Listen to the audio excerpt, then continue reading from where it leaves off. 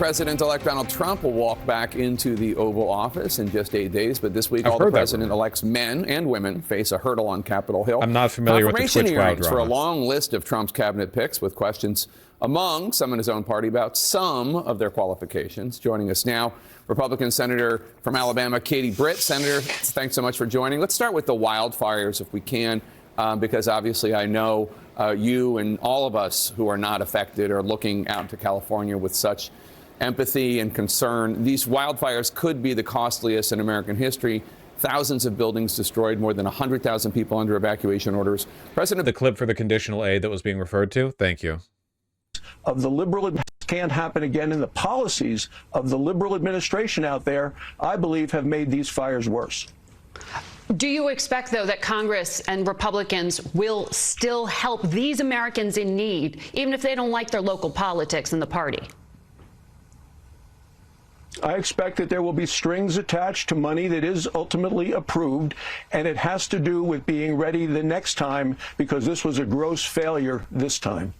The strings attached are gonna be like deregulating PG&E further or whatever, or like more money to cops or something. Biden says the federal government will cover 100% of the initial disaster response costs. Do you think President-elect should honor that pledge? And is Congress prepared to act if more aid is needed to help those impacted by the fires? Strings equal lower age of consent.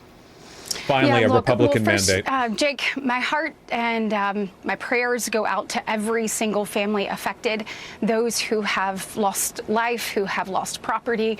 Having been through a natural disaster myself, you really don't even know where to start. We lost our house, our things, and it's such a disorienting moment for you. Isn't this that one lady? Yeah, this lady's a people of psychopath. California need is us standing united, letting them know we are praying for them, we are lifting them up, and we stand ready to support. When it comes to the Republican conference, we actually had this conversation this week.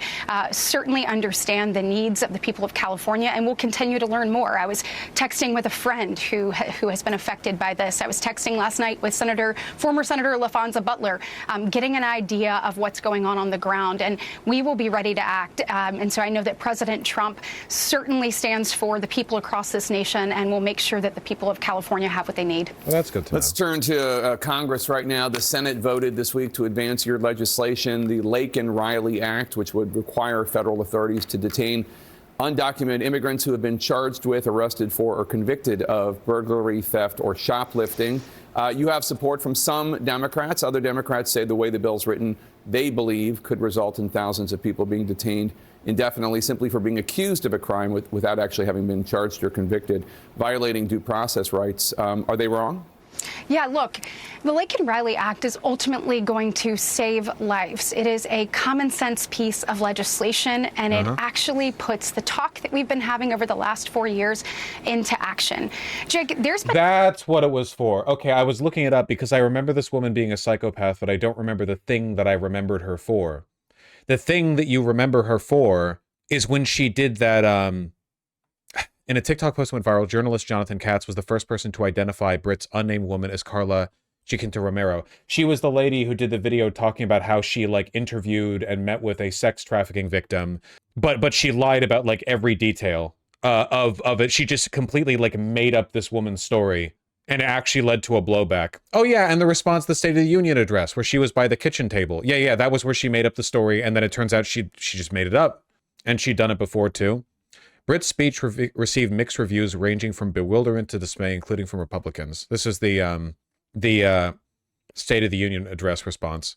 But a lot of people hated her, mostly because she was a woman. The only reason she's not more of a celebrity in the right wing is because she's a woman. I'm not joking, that's it. All the crazy shit she's lied about, they don't care. The only reason why is because when she did the response to the State of the Union address, she came across as calm and kind of like crazy Christian motherly, and a lot of Republicans just deeply hate women and being told how to feel by women. So that's it. What about MTG? People don't like MTG. MTG, Lauren Boebert are not popular. The only reason they are where they are is because they're massive Trump dick suckers. But like they're not broadly liked with Republicans. And likewise with her, she's not one of those types of like Trump sycophants. You know, it's because of that damn speech. been no more litigated issue over the last 4 years than President Biden and Vice President Harris's open border policies. It is my belief that the American people entered a verdict on that on November 5th. Washington Post editorial board just endorsed all but 4 of Trump's cabinet nominees. The Washington Post was literally told not to endorse Kamala Harris by their owner, Jeff Bezos. The endorsements of the Washington Post have literally nothing to do with the interests or beliefs of the writers, and everything to do with Jeff Bezos and what he thinks will make him money and get him an inroad. For which we get, they don't approve of RFK Jr. because he's too crazy, Pete Hegseth because he's an alcoholic and a woman abuser, just because he's like rude. That has nothing to do with his policies. And then Office of Management and Budget Russell Vought, he's the Project 2025 guy, and Tulsi Gabbard because she's a Russian spy. All these other people, Jeff Bezos is completely okay with because their job is to facilitate the extraction of capital. If Gates was on the list, do you think they would have endorsed him? No, he would have poo-pooed Gates as well. Where'd this list come from? The Washington Post. This is the acceptable, unacceptable endorsement list from the Washington Post, i.e. from Jeff Bezos. Saying we are ready for secure borders. We want our streets and our communities to be safe and secure. This is the first step in doing this. This is a targeted piece of legislation that goes directly to the heart of the tragedy that occurred with Laken Riley. As you well know, Friday would have been her 23rd birthday. I don't She know should that, still actually. be I don't with us. keep that if this information piece of in my head, legislation 'cause I'm had not been a enacted, psychopath. she would. And so Americans are ready for common sense solutions, and they're ready for us to stop talking and actually yield results. I'm encouraged by the number of Democrats that have come on board and those who have voiced their support for this piece of legislation. I think as we continue to debate this and talk about the merits of it this week, it'll garner more support. And as you know, Jake, it passed the House not once but twice. Last year in last Congress, it passed with 37 Democrats supporting. This year, it had 48 Democrats supporting it. So it's a bipartisan piece of legislation that is 60% of the House. I expect it to get 60% or more in the Senate. I'm sure there is wide consensus approval for deporting violent undocumented immigrants 100%. But what I've heard concerns expressed about is indefinitely detaining those who are merely suspected of committing nonviolent crimes, not formally charged. I have some slight concerns about the possible unconstitutionality of indefinitely detaining people without a trial. I don't know. It's just there's something about it that sounds a little bit off to me, you know? Is that not a concern? Yeah, so Jake, this is actually charged, arrested, or convicted. And if you look... Charged. So, without trial. That's what charged means. That's what... This is the level we're at now, man. No, they're not getting indefinitely detained without trial. They're getting indefinitely detained if they're charged. Look at this. We have 11 million illegal immigrants in this nation. Of that, 7.8 million of those are actually in removal proceedings. Of the 7.8 that are in removal proceedings, Jake, 1.4 million of those have been given final orders of removal, meaning they have been given due process and... Yeah, charge or arrested. So you don't even need formal charges brought against you. The cops can just arrest you, throw you in a holding cell, and you can just rot there forever. We have said it is time for you to leave.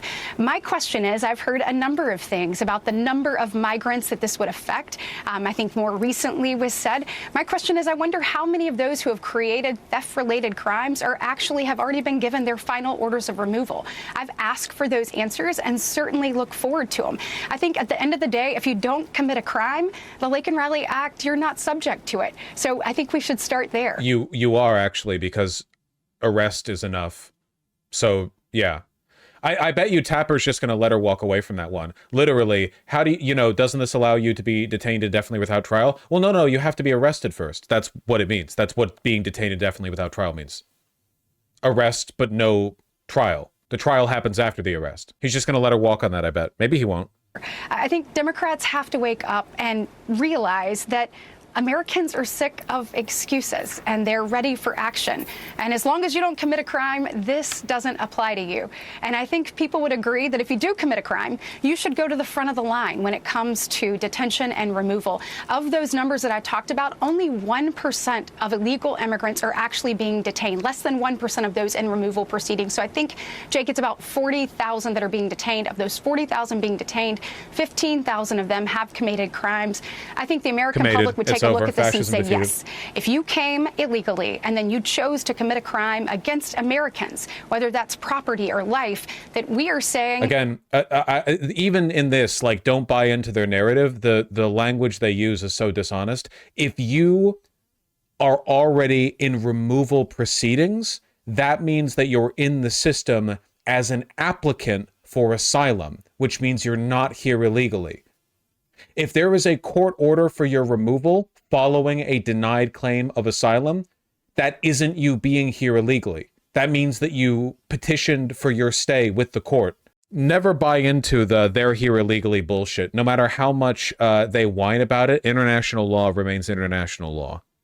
Yeah, you go to the front of the line when it comes to detention and deportation. You're on the Senate Judiciary Committee. Attorney General nominee Pam Bondi will testify before your committee later this week. Yep, he's letting her walk away on that. He's letting her get away with the like, oh no, it's not indefinitely detained without trial. It's only if you get arrested. Yep. You have said she has your support and she will help restore the Department of Justice to become one, quote, driven by blind justice, not blind partisan politics, unquote.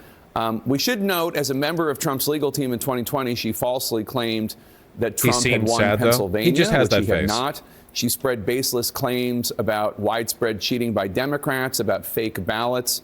That is partisan politics, what she said in 2020. That is not justice.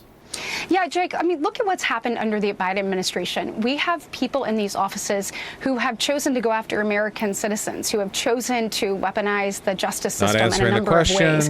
When I talked with Pam Bondi, she committed to me to getting back to doing the job of the people, to getting back to doing what the department was created to do. So whether we're talking about the AG, whether we're talking about the FBI, whether they're talking about the Department of Defense, people want these agencies, these departments to actually work for the American people. Pam is committed to that. I think you will see that. What President Trump has done is he has selected people who are willing to not move as business as usual, but yet are ready for action. They understand his vision for the nation. They understand the mandate that was given on November 5th, and they understand that time for talk is gone and time for results and action is now. And so I think people are actually sick of the weaponization. We had this conversation. We talked about politics not being part of the process of what you do in the department. She is committed to that, and I think she's going to do an excellent job of returning the department to the work of the American people, and I am excited for her hearing. I'm certainly excited. It'll be my very first hearing as a member of the Why do conservative women feel like they're produced en masse in a factory? They have even less leverage for their views than men do. Because the literal, like, strongest unifying social and political force in the modern right-wing movement globally is hating women.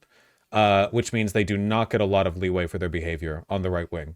It's sad, genuinely. And I'm not saying that like in a patronizing way or like I'm trying to mock them or whatever. Like even in its own context, it's genuinely quite sad. Like since sexual insecurity is the, foundation of, building a global fascist movement, in this context right now it is. Like that's obviously the bedrock upon which it's being built. You get them as tokens, but they don't get a lot of leeway. Senate Judiciary Committee. We've got a lot of great nominees on the Hill this week, and they'll have the opportunity not only to make their case to those on that committee, Jake, but they'll have their opportunity to make their case to the American people of why they are best suited to move President Trump's agenda forward. But why would you think somebody who's willing to lie about the election results in Pennsylvania is going to restore integrity in the Justice Department the way that you are calling for? Look, Jake, I've had very direct conversations with each and every one of these nominees that I've had the opportunity to sit down with. I take my duty as a United States Senator seriously. Article 2, Section 2 mandates that I do. We have an obligation both to the American people and to the president to ask these tough questions. I ask that question very directly. And with each and every nominee, the answers that I have been given with them has satisfied me that they're going to move forward in that direction. So I'm sure she'll have an opportunity to answer this in front of the American people. people. That's great, man. Okay, whatever. That's enough. Not going to share any specifics. Who cares, man? It's CNN. The entire media environment's been bought. Who cares? I was so naive to not realize how quickly the entire corporate media would fall in line. They have been begging for this for so long, man. They have been fighting for this for a long time. It's a lot easier when all of it is owned by like one guy, too, you know? Like, you legitimately, if you are owed loyalty by like 10 people, that's probably like 90% of the built media environment in the United States, you know? You have Bezos, Zuckerberg, Elon Musk, and then you get you scoop up, you know, the like Fox News group, which is huge. Disney, like it does not take much before you have like alt media, basically. You know, it'd be much harder if there genuinely was like a million decentralized news agencies, you know, newspapers, channels, whatever else. Exactly, Rave Dubin. They didn't think they'd have to. They thought it was like an aberration. Is politics just over? No, politics ain't over, okay? We all have to cover how bad things get and you know, laugh about it.